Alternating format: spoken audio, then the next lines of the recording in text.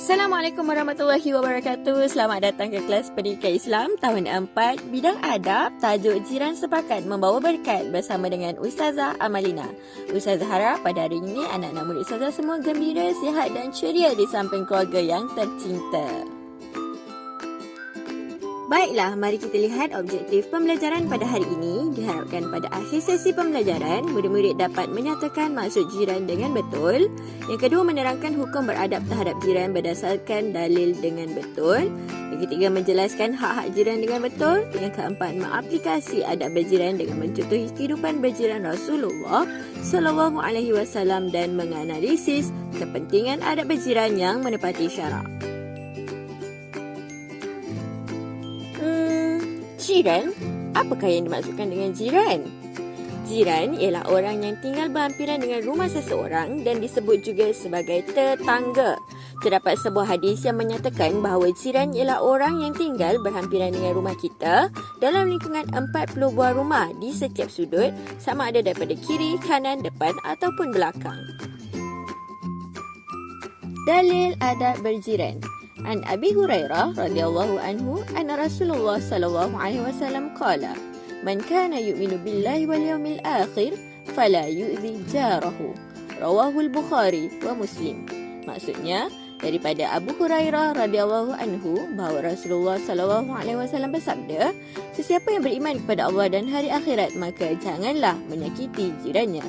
Hadis riwayat Bukhari dan Muslim.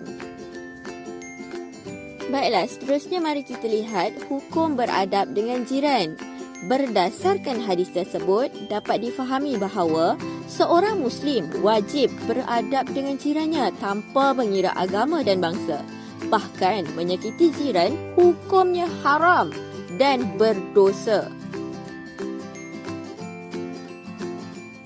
Hak jiran terbahagi kepada 3. Yang pertama, hak dari segi perbuatan. Yang kedua, hak dari segi percakapan. Dan yang ketiga, hak dari segi emosi. Jom kita lihat satu persatu.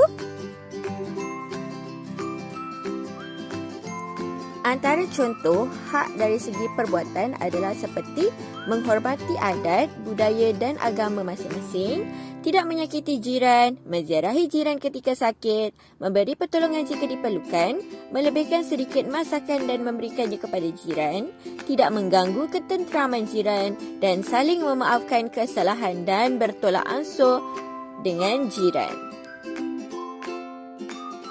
Seterusnya mari kita lihat hak jiran dari segi percakapan dan juga emosi.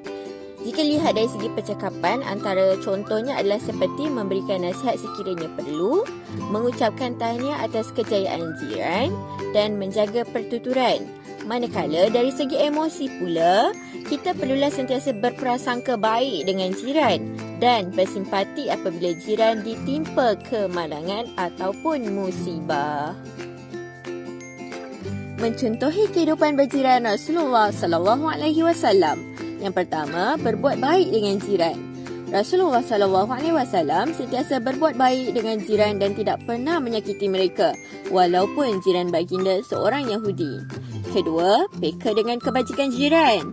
Apabila memasak makanan, Rasulullah sallallahu alaihi wasallam menggalakkan kita memberikan sedikit makanan kepada jiran, terutamanya apabila berlaku kematian dan musibah.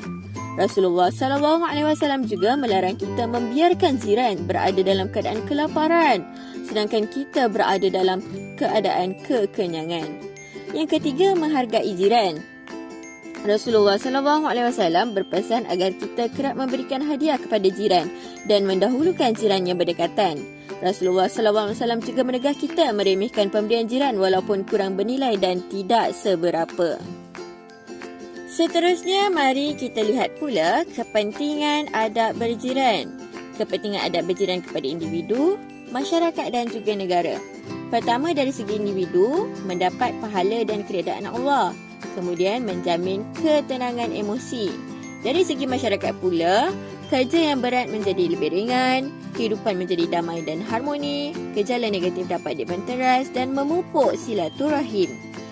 Kepentingan adab berjiran daripada segi negara pula dapat memajukan negara dan menarik kedatangan pelancong serta ekonomi negara bertambah baik. Berbuat baik dengan orang yang mendiami rumah di sekeliling kita mendatangkan pelbagai kebaikan kepada diri kita, masyarakat dan juga negara kita yang tercinta.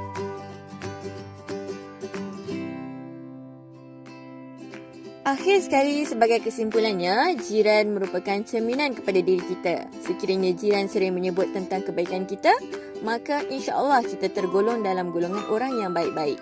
Tetapi jika sebaliknya, maka berhati-hatilah dengan sikap diri kita. Sekian, itu sahaja pelajaran kita pada hari ini. Sehingga berjumpa dalam kelas yang berikutnya. Ma'assalamah wa ila liqa. Bye.